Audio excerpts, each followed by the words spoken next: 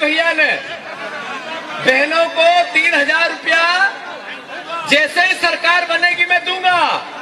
अब भैया तो चले गए, अब बहनों के भैया हो आप। 3,000 जब तक नहीं मिले, विपक्ष को, कांग्रेस को सड़क पर रहना चाहिए कि नहीं रहना चाहिए? साथियों, 3,000 रुपया कुंटल किसानों के गेहूं की मांग थी, 2700 रुपए बीजेपी ने कबूल किया।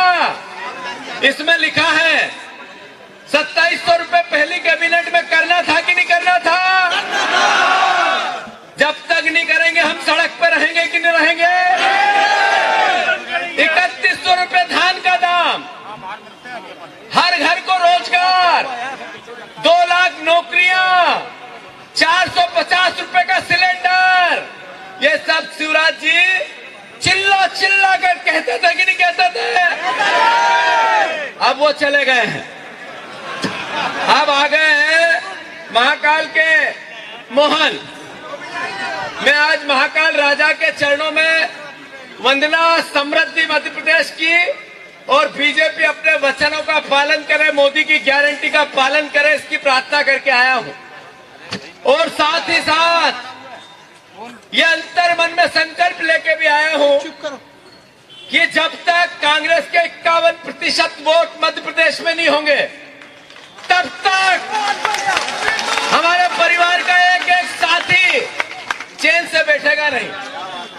आप लोगों को इस बात का एहसास होना चाहिए कि हमारे वरिष्ठ जन, वो चाहे हमारे पूर्व मुख्यमंत्री आदरणीय कमलनाथ जी हो, हमारे पूर्व मुख्यमंत्री आदरणीय दिग्विजय सिंह जी हो, हमारे पीसीसी के आदरणीय कांतिलाल भूरिया जी, आदरणीय सुरेश पचौरी जी, आदरणीय सिंह राहुल भैया, अजय भैया, या हमारे परिवार के वो सब साथी जो वरिष्ठ जन है, जिनने कांग्रेस के लिए पूरा जीवन समर्पित कर दिया, देश के लिए पूरा जीवन समर्पित कर दिया।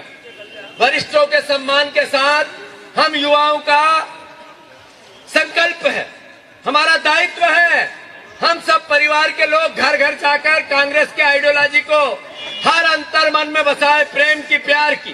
क्या है कांग्रेस की आइडियोलॉजी? कांग्रेस की आइडियोलॉजी है जो प्राचीन भारत की आइडियोलॉजी है। कांग्रेस की आइडियोलॉजी है जो भारतवर्ष के आम नागरिक की आइडियोलॉजी है। भगवान राम, कृष्ण और पैगंबर की आइडियोलॉजी है। क्या है वो? उसमें इंसानियत की रक्षा की बात होती है, वसुदेव कुटुंब की बात होती है, प्राणी मात्र का, भगवान का प्राणी मात्र का की रक्षा की बात होती है, सुरक्षा की बात होती है, प्रेम की, प्यार की, मोहब्बत, सबको एक दूसरे के लिए कुछ न कुछ त्याग करने की भावना ही भारत की भावना है। और यही आइडियोलॉजी सर्वधर्म समभाव की कांग्रेस पार्टी की है। हम सब मिलकर जरूर हम हारे हैं, मुझे पता है कि हताशा और निराशा भी आम कांग्रेस के कार्यकर्ता में है, पर मैं आप सबसे अनुरोध करना चाहता हूं कि जितना तगड़ा झटका लगता है उतनी बड़ी सफलता मिलती है। हमारे सामने चुनौती है लोकसभा के चुनाव की, हमारे सामने चुनौती है भारतीय जनता पार्टी का जो 25 साल का कुशासन था, उसके बाद भी वो 15-18 साल का कुशासन था, उसके बाद भी वो जीत गई। इससे जनता को आभास कराने की मैं आपसे अनुरोध करना चाहता हूं, किसी प्रकार से डरने की और निराश होने की आवश्यकता नहीं है। लोकतंत्र में जीत और हार हो सकती है, पर सत्ता और विपक्ष भी होता है। विपक्ष में रहकर हम सेवा कैसे करें, इस भावना को अंतर मन में ये एहसास हमें होना चाहिए कि हम प्रदेश की समृद्धि के लिए सकारात्मक विपक्ष चाहते हैं।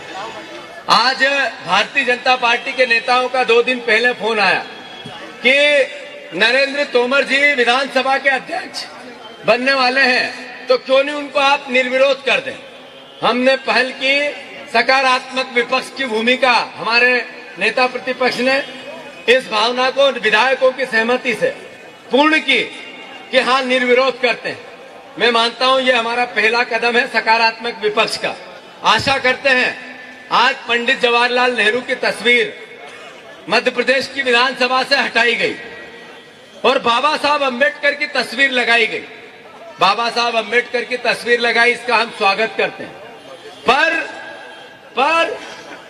पर